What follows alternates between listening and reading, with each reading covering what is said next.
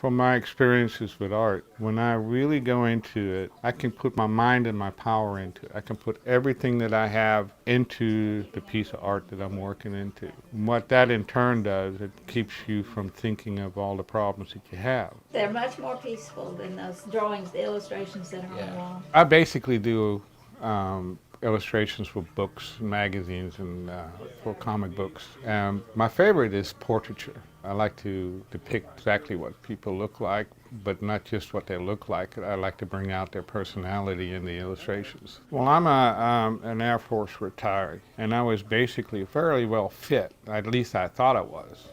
In 2009, I certainly started to get symptoms, and having never really been sick before, the symptoms were very pronounced as far as, back pains, listlessness. I couldn't hardly do anything at all. After having a series of blood tests done, the assumption was that I had AML. This is the start of the battle. AML is acute myeloid leukemia, which has to do with your white blood cells. With me, it ended up to where all my muscles in my back seized up on me. And that's when they started to test me to see what I had or what my problems were. It's a chemistry that you go through in the very beginning.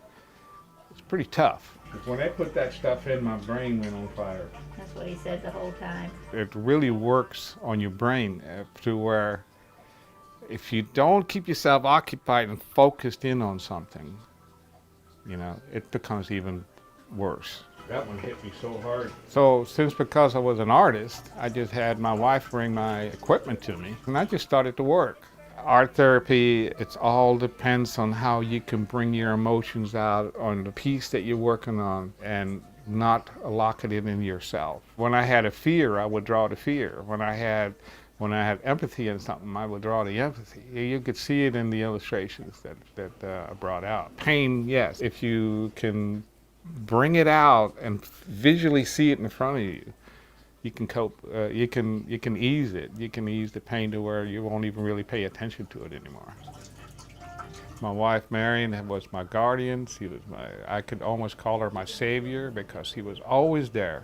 She was always helping me, and she always made sure that I was comfortable and that I had hope in life, to keep myself going. And she's the one. She's the one that did it for me. She's also an artist. Yes. Today I am on a mission, yes. Artwork was my way out. It is a very good coping mechanism. It's been my life ever since I was very young. It gives me life.